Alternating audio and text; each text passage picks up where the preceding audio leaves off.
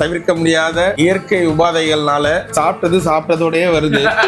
டைஜஸ்டே ஆகல. எனக்கு தெரிஞ்சு இப்ப உள்ள இருக்க ஹார்ட் லிவர்லாம் காணோம்னு எனக்கு தெரிஞ்சு டியூப்ல போட்டோன்னு டேப்ப திறந்தா வெளில வர மாதிரி வந்துகிட்டே இருக்கு. இது என்ன வியாதின்னு தெரியல. இதை பார்த்துட்டு இருக்க டாக்டர்ஸ் ப்ளீஸ் எனக்கு கீழே வந்து கமெண்ட் பண்ணுங்க, இது என்ன வியாதின்னு. ஸோ சாப்பிட்டதெல்லாம் வெளியே வருது, உள்ளே இருக்கிற ஆர்கன்ஸ்லாம் வெளியே வருது அப்படின்னா நிஜமாவே உள்ளே இருக்க ஆர்கன்ஸ்லாம் பெருசாக டேமேஜ் ஆகுதுங்க. சிவியர் டயரியா அப்படின்னு சொல்லுவோம். Water loss or fluid loss from the body.